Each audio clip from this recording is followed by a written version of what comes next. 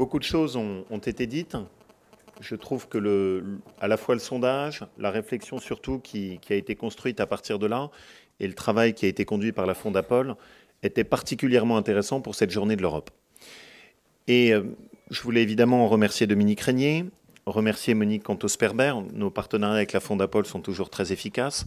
Je voulais remercier Noël Lenoir. J'ai eu l'occasion de remercier aussi Jean-Pierre Chevènement, les parlementaires européens qui sont présents, et tout spécialement Constance Legris, qui est intervenue de façon très précise, y compris pour défendre les parlementaires européens.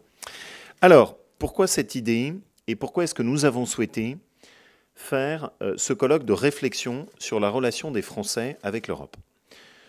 D'abord, la première chose, pour être très honnête, je n'avais pas envie d'un 9 mai où, comme d'habitude, vous faites des espèces de grandes incantations ou des cérémonies plus ou moins émouvantes en listant les poncifs de la relation de la France avec l'Europe. J'avais envie de quelque chose qui nous permette de se poser et de réfléchir sur où est-ce qu'on en est de ce moment européen. Et notamment pour une raison, c'est le point d'interrogation. Je suis très frappé en effet de voir, et je ne sais pas si les uns et les autres vous l'avez relevé au fur et à mesure des interventions, à quel point il y a une idée qui s'est ancrée dans nos têtes que les Français ne sont pas pro-européens. Et même que les Français seraient de moins en moins pro-européens. Il y a un moment, par exemple, dans la présentation du sondage où j'ai bondi, parce qu'on nous disait « les Français sont encore européens ».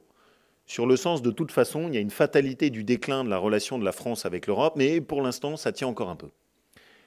Personnellement, ça n'est pas ce que je ressentais, et ça n'est pas ce que je ressens, notamment sur le terrain. Alors, j'entends bien cette espèce d'attente, qui est une attente très française, qui est parfois râleuse, parfois irritée, parfois crispée dans sa relation avec l'Europe. Mais je ne crois pas un seul instant à cette idée qu'il y ait un divorce et une fatalité du divorce entre l'opinion publique française et l'Europe. Sauf que ça n'était qu'une intuition. Et donc l'idée que nous avons eue avec la Fondapol, c'est de faire la première vraie étude sur un panel extrêmement large pour essayer d'aller dans le détail de ce qu'est la relation des Français avec l'Europe. Et les résultats, honnêtement, sont impressionnants. Les résultats sont bien au-delà, pour être très franc, de ce à quoi nous nous attendions. Ces résultats, si vous élaguez un peu, si on va au-delà des différentes réactions, ils sont clairs. Les Français aiment l'Europe, les Français sont pro-européens, et ils le sont beaucoup plus que ce que l'on pouvait soupçonner ou attendre. Je reviens quand même sur les principaux enseignements de cette étude. 2/3 des Français se sentent citoyens européens. Ce n'est pas une question facile. Moi, vous me demandez si je me sens citoyen européen, je ne suis pas sûr et certain que la réponse jaillisse de façon si évidente. 2 Français sur 3 se sentent aujourd'hui citoyens européens, avec une vraie augmentation de cette citoyenneté, de ce sentiment de citoyenneté européen. Deuxième question sur un des points emblématiques de la relation avec l'Europe, l'euro. Tous les eurosceptiques ont fait leur fonds de commerce sur l'euro. C'est devenu le bouc émissaire parfait de l'Europe. Tout le monde attaque, quand on veut se faire une clientèle anti-européenne, tout le monde attaque l'euro avec un mélange de démagogie et de poujadisme qui laisse songeur. 2 Français sur 3 sont favorables à l'euro et considèrent que la sortie de l'euro serait une très profonde erreur économique pour notre pays. Là encore, c'est un des enseignements qui est extrêmement fort de l'étude qui a été faite.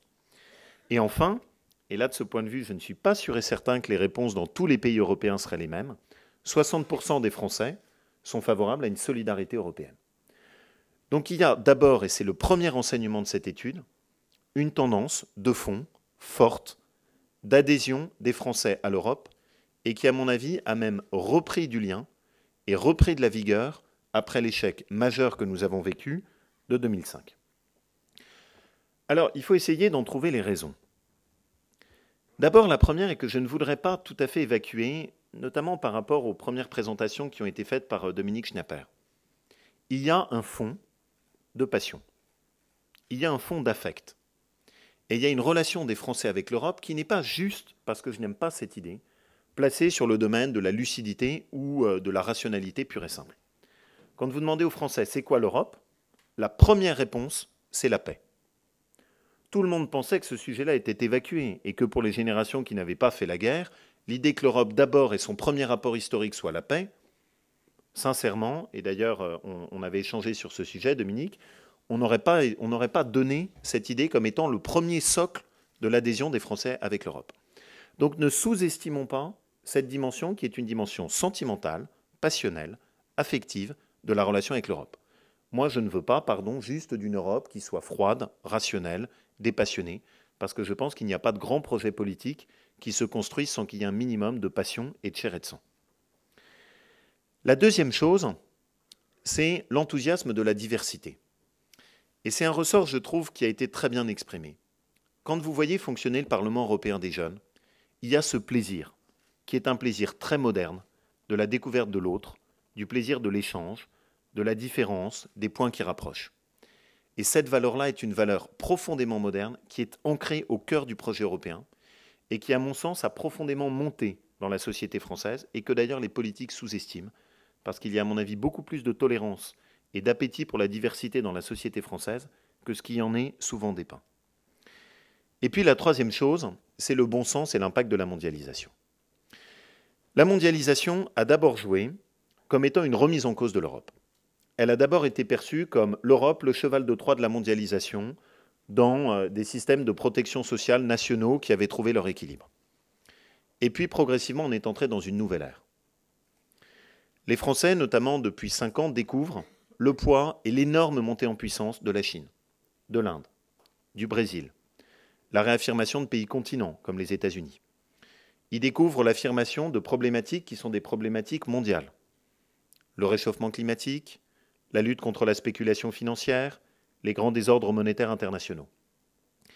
Et la montée de ces thématiques fait tout simplement prendre conscience que l'Europe est une question de bon sens.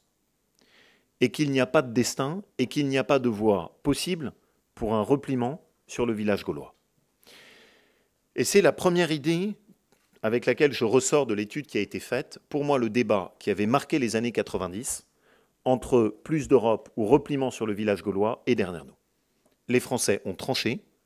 Pour eux, l'Europe est une question de bon sens.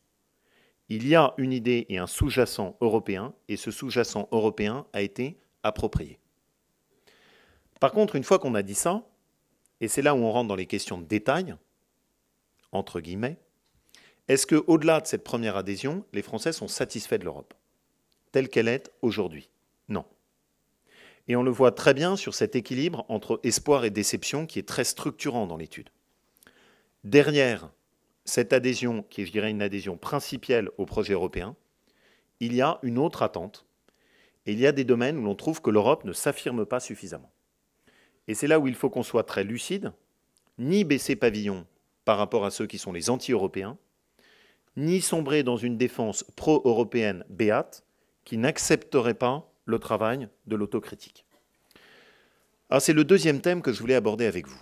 Comment redonner envie d'Europe? Et quels sont les sujets sur lesquels on doit investir pour aboutir à redonner cette envie, cette relation positive et ce plaisir des Français dans le projet européen qui s'est perdu quelque part au milieu des années 90. Il y a sans doute plusieurs choses et plusieurs projets qu'on doit pouvoir investir et qui n'ont pas tout à fait tous la même importance ou pas le même niveau de raisonnement intellectuel, mais qui, à mon avis, ont tous leur pertinence. Le premier, d'abord, c'est la simplification. Je ne peux pas me résoudre à ce que l'idée européenne soit indissolublement attachée à l'idée de complexité. Et il n'y a aucune raison à cela. Il n'y a pas de raison à ce que de façon structurelle, tout accès aux aides européennes s'apparente à un parcours du combattant administratif.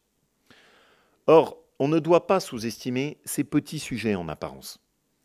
Dans la relation aujourd'hui des Français à l'Europe, cette question de la complexité est un des obstacles majeurs. Je pourrais vous donner des légions d'exemples d'élus locaux. Une PME qui dépose son dossier chez moi dans la plasturgie pour accéder à un fonds d'innovation voit son dossier instruit pendant 1 an et demi, un dossier à remplir qui faisait 1500 pages pour une PME de 70 personnes et qui se traduit par un délai de versement de 2 ans. Ça, c'est pas l'Europe. Et ça n'est pas l'Europe qu'on défend, et ça n'est pas l'Europe qu'on a à défendre, et ce point-là n'est pas indissolublement attaché à l'Europe. Mais il faut qu'on s'en occupe. Et notamment, l'histoire de cette complexité, de cette difficulté administrative de l'Europe est très liée historiquement à un fait, c'est la chute de la Commission Santer. Ça aboutit à un espèce de traumatisme de la Commission qui s'est entourée d'un luxe de procédures administratives souvent en amont plus qu'en aval, et qui a totalement cancérisé, embolisé le dispositif de décision européen. Il faut secouer ça. Et on est en train, avec 22 États membres à ce stade, puisque ce sera sans doute une des plus grosses coalitions des dernières années qui sera faite, de demander à la Commission européenne une initiative avec toute une série de mesures permettant de simplifier. C'est la Commission européenne, mais c'est aussi les États-nations qui doivent simplifier. Et la France est la championne européenne pour rajouter de la complexité et de l'instruction administrative, là où l'Europe, contrairement à ce qui est souvent dit ou caricaturé, laisse plus de marge de manœuvre que ce que l'on croit. En tout cas, il y a un champ à investir qui est de refaire coller l'Europe avec l'idée d'une certaine simplicité et essayer de se dépoussiérer de ce fatras administratif qui est un des boulets dans la relation de l'opinion publique avec l'Europe. Le deuxième point, c'est l'économie sociale de marché. C'est une belle valeur. Personnellement, en termes de filiation politique, je me situe quelque part entre le gaullisme social et la démocratie chrétienne. L'économie sociale de marché est une valeur profondément moderne. Mais elle suppose de travailler sur ces deux piliers. D'abord, le premier, c'est la compétitivité. L'Europe n'a pas assez investi de façon concrète sur la sortie de crise. L'enseignement supérieur. Comment faire en sorte de coordonner véritablement des projets européens qui aujourd'hui sont juxtaposés. La possibilité de repartir dans des investissements européens. Nous poussons pour cette très belle idée du Project Bonds. Les Project Bonds, je ne sais pas si vous en avez tous entendu parler, consistent à dire qu'il faut que l'Europe réinvestisse, reprépare son avenir. Vous allez en Chine, vous voyez des investissements partout. L'Europe n'investit pas, l'horizon est vide de grue. Il faut que l'Europe s'incarne à nouveau dans une logique d'investissement et des investissements qui sont au niveau européen. Les projets d'électricité intelligente, le fait de doter l'ensemble du territoire européen d'un réseau à très haut débit, le fait de travailler sur des grands réseaux de transport européens, tels que par exemple le canal qui est destiné à faire le lien entre le Rhin et le sillon rhodanien. Voilà des grands projets qui ne peuvent être activés que si l'on repart sur une logique de financement qui est sous-tendue par celle des Project Bonds. Et puis de l'autre côté, la dimension sociale. L'Europe, c'est l'économie sociale de marché. Ça veut dire une économie de marché, mais ça veut dire aussi une approche sociale. Et de ce point de vue, il y a un vrai espoir. Un espoir qui est né par les initiatives de Michel Barnier et qui consiste à faire en sorte que la Commission européenne puisse mieux reconnaître la place des services publics. Aussi bien les tout petits services publics. Mon centre communal d'action sociale au Puy-en-Velay, qui ne comprend pas pourquoi est-ce que pour le portage de repas à domicile, parce que l'Union européenne lui demande, il faut faire une distinction entre les plateaux repas, les 150 plateaux repas qui vont aller des personnes âgées et les 30 plateaux repas qui vont être vendus. Honnêtement, c'est à une échelle où on est déraisonnable dans nos applications de logique de la concurrence. Et ça vaut aussi pour la place reconnue aux grands services publics de transport, comme la SNCF, ou à nos grands services publics tels que la Poste. De ce point de vue, l'Europe a tout à gagner à travailler dans cette direction d'une meilleure reconnaissance de la place des services publics dans son modèle. C'est pour moi le deuxième terrain sur lequel nous avons besoin d'un investissement de l'Europe pour recoller avec l'opinion publique. Le troisième, et Constance Le Gris y a fait allusion, c'est le rapport de force dans la mondialisation. Juste un tout petit moment de prise de champ. Historiquement, aucune construction politique n'a tenu sans apporter la démonstration du surcroît de protection qu'elle génère. La légitimité, vous revenez à l'approche du contrat social, aussi bien chez Hobbes que chez Rousseau. J'aliène une partie de ma liberté. Les États membres renoncent à une partie de leur souveraineté, dans le cas de l'Europe. Et en contrepartie, je vais bénéficier d'un surcroît de protection qui me permet de sortir de l'état sauvage du rapport de force brutal. L'Europe ne peut pas apporter la démonstration de sa viabilité si elle ne montre pas sa capacité dans la mondialisation à apporter un surcroît de protection. Sinon, ça ne tiendra pas. Les Français croient au projet européen parce qu'ils espèrent que l'Europe va leur apporter la clé de réponse au choc de la mondialisation. Mais ça suppose d'assumer le rapport de force. Très concrètement, ça veut dire quoi? L'Europe aujourd'hui est une passoire libérale. Totale. C'est la seule zone géopolitique au monde à pratiquer à ce point-là une doctrine de libre-échange pure et dure qui finit par confiner à la naïveté. Par exemple, nous ouvrons 100% de nos marchés publics. Tous les marchés publics en Chine sont fermés à la concurrence étrangère. Par exemple, le Japon a multiplié les barrières non tarifaires. nous traquons systématiquement par une politique de la concurrence extrêmement rigoureuse toutes les barrières non tarifaires européennes. Par exemple, les États-Unis sont extrêmement pragmatiques en essayant de faire émerger des champions américains. Nous avons tendance à faire tomber des sanctions à travers les autorités de la concurrence très lourdes sur nos champions européens. Ça, c'est une mauvaise approche. Et l'Europe, là-dessus, doit corriger le tir. C'est possible. Et c'est possible sur la sortie de crise. Corriger le tir en assumant ce rapport de force avec les autres blocs géopolitiques et en n'étant plus dans une approche naïve des échanges internationaux, mais en étant dans une approche qui permet aussi à certains moments de dire « vous vous protégez, vous refusez une logique équilibrée du libre-échange, alors auquel cas vous n'avez pas accès au marché européen ». Notre principe n'est pas celui du protectionnisme, mais il est celui d'être capable, par le biais de la pression qu'on exerce, de s'assurer que la concurrence est équitable et que l'Europe ne l'aborde pas de façon naïve. Reste enfin un dernier sujet qui me tient tout particulièrement à cœur, qui est celui de l'identité européenne. Alors, il y a eu beaucoup de discussions sur un débat sur l'identité nationale. Personnellement, je pense que le seul débat d'identité qui est intéressant, c'est celui de l'identité européenne. Pourquoi est-ce que ce débat est beaucoup plus porteur ? Prenez vos billets d'euros. Quelle est la représentation que nous avons sur nos billets d'euros ? Des ponts. Et encore, même pas des ponts véritables, des ponts virtuels. Vous allez au niveau des couloirs de la Commission européenne. Les couloirs sont peuplés de photographies qui sont à peu près des 4 coins du monde, mais totalement vides et désincarnées, sans qu'il y ait un véritable projet derrière. Vous prenez les prospectus de la Commission européenne. On va vous parler de politique publique. On va vous parler du fonctionnement des institutions. On va parfois d'ailleurs élargir le champ au-delà du raisonnable, sans même essayer de commencer par défendre ce que sont nos fondements européens. Et dans cette espèce de course à une salle blanche, dans laquelle on ne met rien parce qu'on a peur de fâcher qui que ce soit, on perd le sens du projet européen. Si je suis un pro-européen convaincu, c'est pas seulement parce qu'il y a le Parlement européen, la Commission, le Conseil. C'est pas seulement parce qu'il y a des politiques publiques qui sont juxtaposées les unes à côté des autres. C'est parce que derrière, il y a un projet historique. Parce qu'il y a un projet qui est un aboutissement d'une évolution de civilisation qui s'est construite petit à petit et dans la douleur. Mais ça s'assume. Ça s'assume, ça se découvre et ça se construit. À mon sens, à 3 niveaux. D'abord, le premier, quels sont les grands moments historiques qui ont fondé l'émergence de la conscience européenne ? Le mouvement de christianisation ? La mise en place des grands États-nations ? L'Europe des Lumières ? Un certain nombre de moments culturels fondateurs ? La musique romantique, l'architecture romane, l'émergence du roman dans la culture européenne, tout ce qui fait que quand je discute avec un Allemand, avec un Finlandais, avec un Danois, même si nous sommes différents, il y a le même substrat qui est derrière. La deuxième chose, c'est les grandes figures.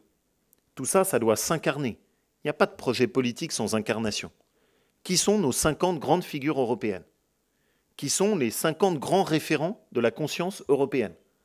Sándor Márai, Kant, Shakespeare, Cervantes, un certain nombre de grands référents historiques, de grands personnages historiques. Travaillons là-dessus. Essayons de nous dire quels sont nos référents, quelles sont nos figures tutélaires. Les pères fondateurs, bien sûr, mais pas que eux. Le projet européen n'est pas juste sorti comme un diable d'une boîte à la sortie de la Seconde Guerre mondiale. C'est l'aboutissement de toute une tendance historique beaucoup plus longue. Et enfin, des valeurs. Parce que si on croit à l'Europe, c'est parce que derrière, nous pensons qu'il y a des valeurs pour lesquelles on est prêt à se battre, pour lesquelles on est prêt à s'engager, des valeurs qui font ce qu'est le projet européen.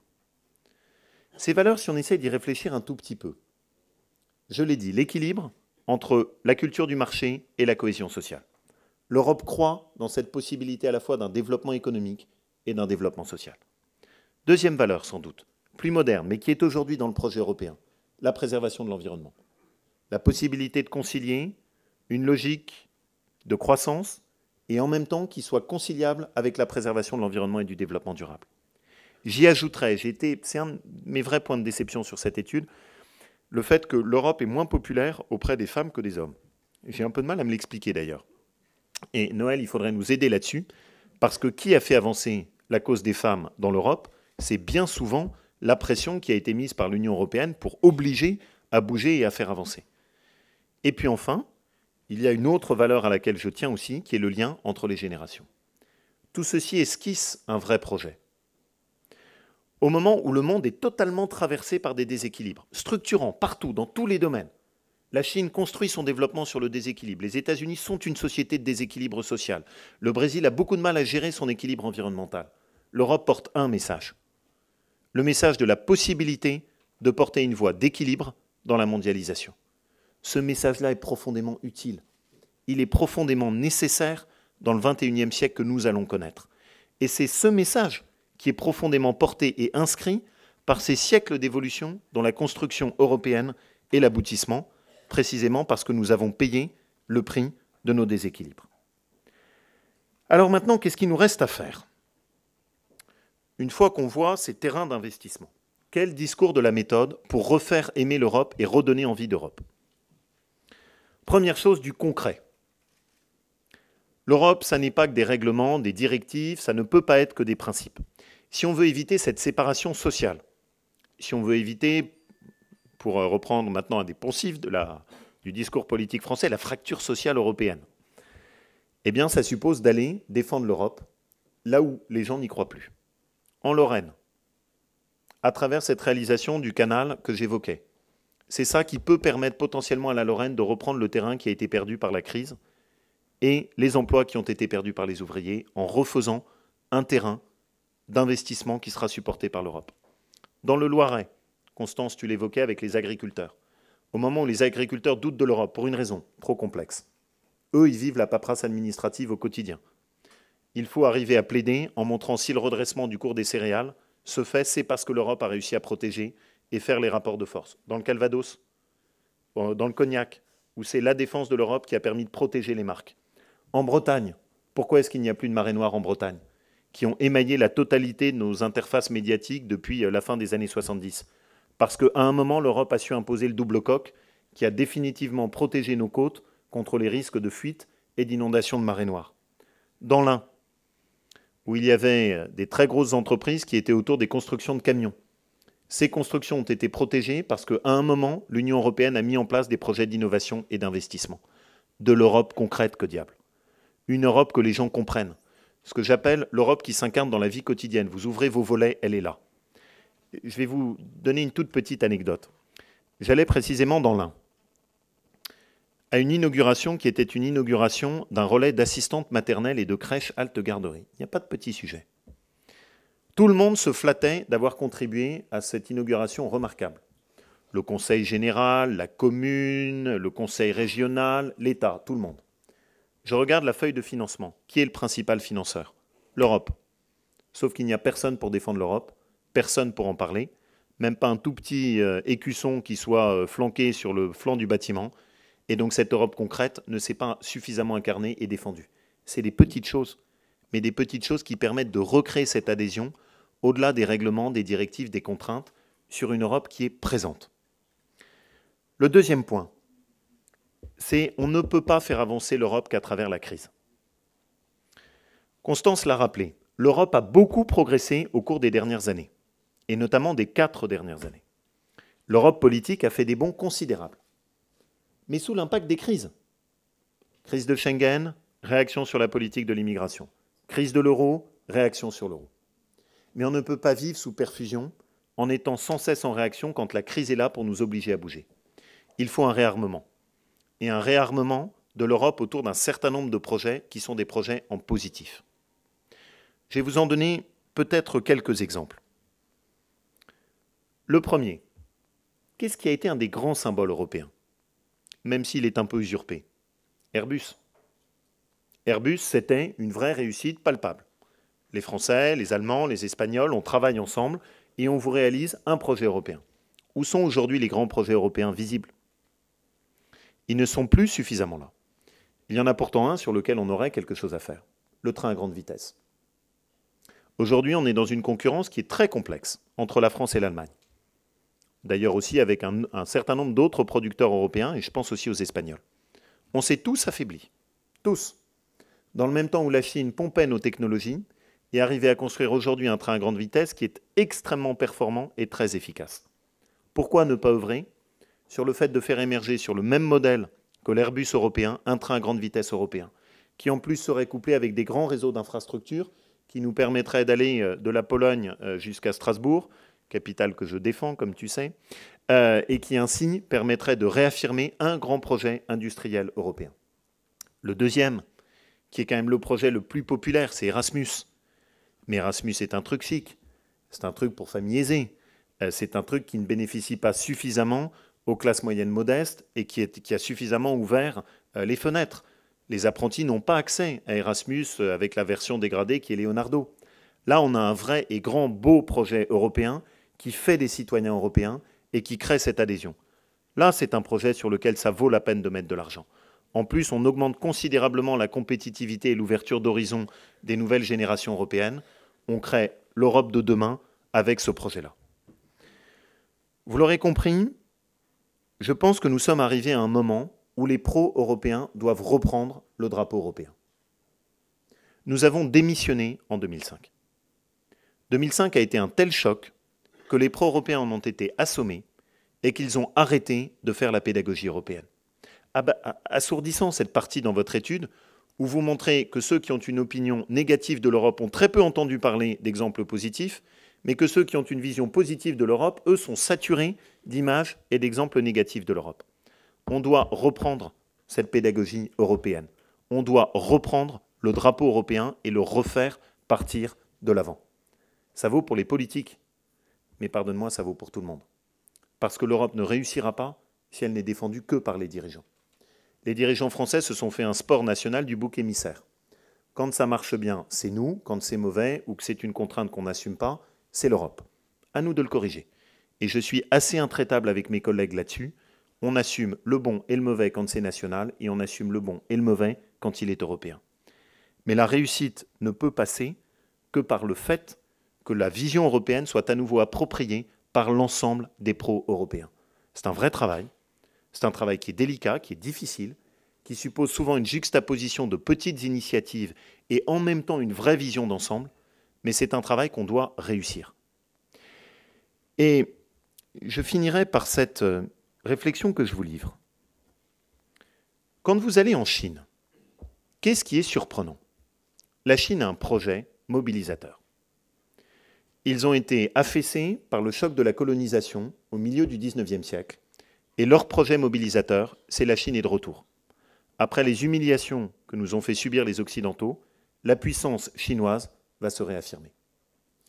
Quand nous regardons du côté français, parfois avec notre petite tendance à sombrer dans la sinistrose ou la déprime, on dit souvent, mais quel est notre projet? Quel est le projet mobilisateur qui peut être de nature à structurer le travail d'une société et d'une génération? Quel est le projet qui donne du sens à ma vie et à mon engagement? Quel est celui qui peut me permettre de me dire, bon voilà, je sais le cap et je sais la direction à suivre?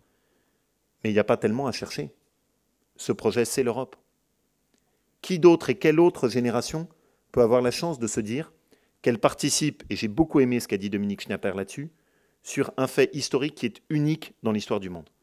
Le fait que des pays se soient mis ensemble sans la contrainte des armées, sans le bruit des bottes, juste sur la base du volontariat, pour construire la défense de leur modèle social, de leur conception de la civilisation, et lui assurer sa pérennité sur le XXIe siècle. Voilà un beau projet pour les pro-européens, et décidément, la page de 2005 est bien à tourner collectivement. Merci à tous.